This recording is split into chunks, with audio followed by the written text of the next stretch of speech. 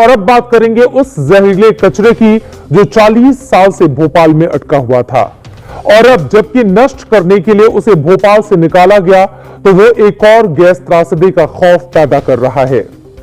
Union carbide के chemical कचरे को डंप करने के लिए इंदौर के पास पीथमपुरा में 2 लोगों ने खुद को आग तक लगा ली।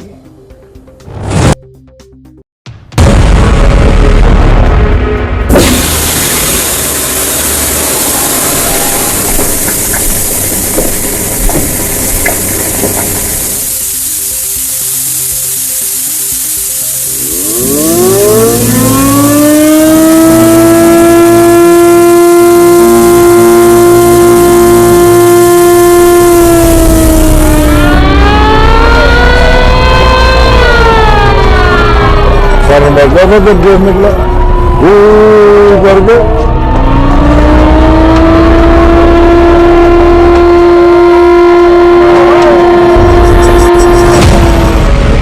दिसंबर की रात 3 दिसंबर की सुबह होनी थी।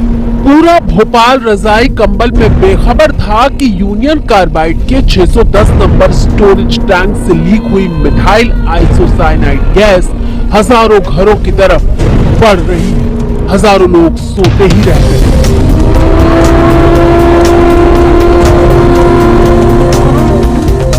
सुबह पुराने भोपाल का दृश्य दुनिया की सबसे बड़ी रासायनिक त्रासदी का था।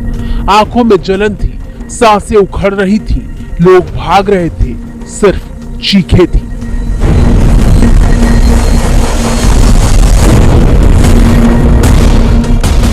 उस रात 5295 लोग मारे गए, बाकी तिल तिल मरते रहे। 15 साल में ये संख्या 30,000 पहुंच गई। इसके बाद एक लंबा दौर आरोपों, मुकदमों, मुआवजे की लड़ाइयों और सियासत का चला कि यूनियन कार्बाइड को कौन भोपाल लाया, किसने बीच शहर में पेस्टिसाइड प्लांट लगने दिए, वॉरेन एंडरसन को किसने भगाया, कौन उसे एम्बेसडर से एयरपोर्ट तक छोड़ने गया, किसने उसे एक सामान्य मौत मरने दिया। गैस त्रासदी के नाम पर ये सारी लड़ाइयां लड़ी, कई जीती भी, लेकिन सिस्टम उस जहरीले कचरे से नहीं जीत पाया जो त्रासदी के 40 साल बाद भी यूनियन कार्बाइड में पड़ा रहा और भोपाल की जमीन में पानी में घुलकर बाद में भी लोगों की जानें लेता रहा। यूनियन कार्बाइड के 358 टन जहरीले कचरे को उठाने में 40 साल लगे। 40 साल लगे इसे उठाकर 12 कंटेनरों में भरने में। 40 साल लगे इसे नष्ट करने के लिए भोपाल से 220 किलोमीटर दूर इंदौर के पास पीथमपुर के एक प्लांट तक ले जाने में। कॉरिडोर बनाकर कचरे के 12 कंटेनर पीथमपुर पहुंचे, लेकिन वहां भी विरोध की दीवार खड़ी हो गई। पूरा पीथमपुर आज बंद था। तमाम तरह के संगठन तख्तियां, बैनर लेकर सड़क पर आ गए कि कचरा यहाँ क्यों लाए, अगर यहाँ भी कुछ हो गया तो।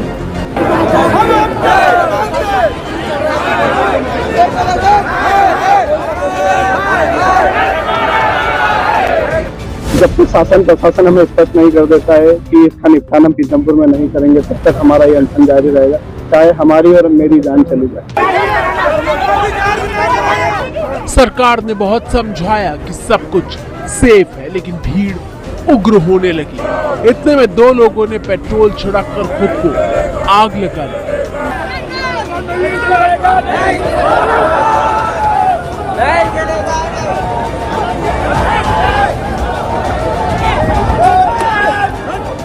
दोनों आग लगाने वालों को अस्पताल भेजा गया, लेकिन इससे विरोध और उग्र हो गया। लाठीचार्ज में पुलिस ने किसी का लिहाज नहीं किया।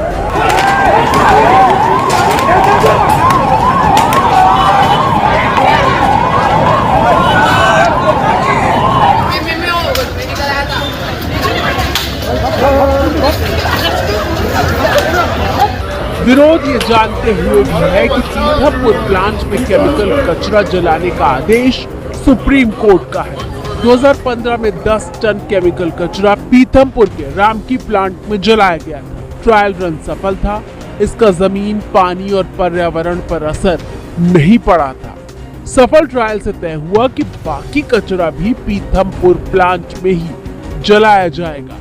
लेकिन पीथमपुर के लोगों का कहना है कि ट्रायल रन के असर ना पड़ने की बात झूठी है। पूरा कचरा जलाया तो भोपाल त्रासदी अब पीथमपुर में होगी। अपने परिवार को 5 से 6 घंटे उस धुएं में रखिए। जो ये कहते हैं कि सेफ है तो रहिए पहले आप। हमें तो 24 घंटे रहना है, हमें 365 दिन यहीं पे रहना है। यूनियन कार्बाइड के कचरे के निपटारे में ये दीवार आज खड़ी नहीं हुई है, 40 साल से यही होता रहा है। कोई नहीं चाहता कि ये जहर उसकी जमीन पर जले।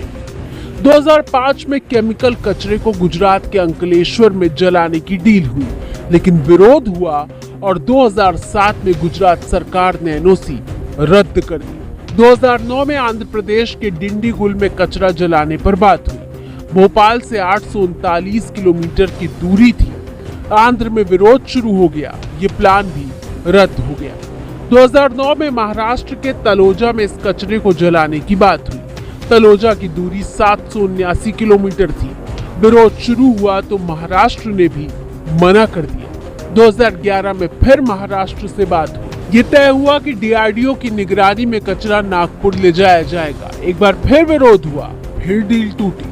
2012 में जर्मनी से बात हुई। जर्मनी कचरा उठाकर ले जाने और हैम्बर्ग के प्लांट में जलाने पर राजी था। वहां भी विरोध हुआ और जर्मनी भी पीछे हट गया।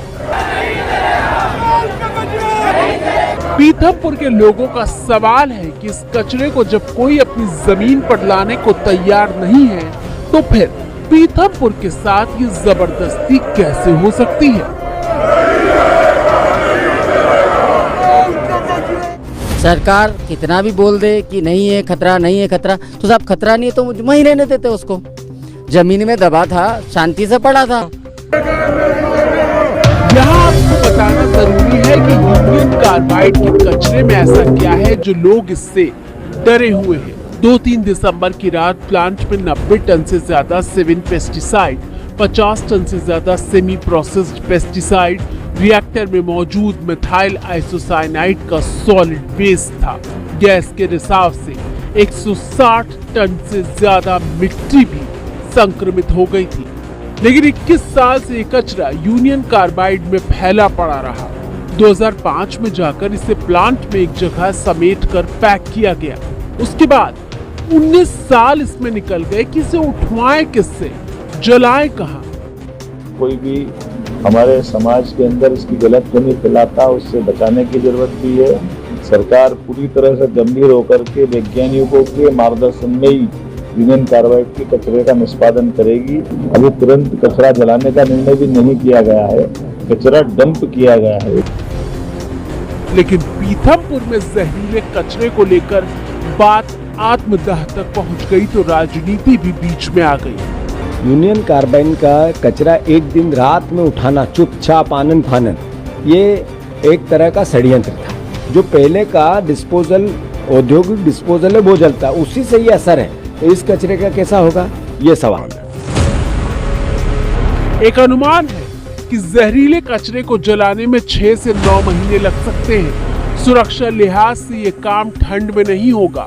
1984 में त्रासदी की रात, उस रात ओस नहीं पड़ रही होती तो MIC गैस हवा में उड़ चुकी होती, न घरों में घुसती, न त्रासदी।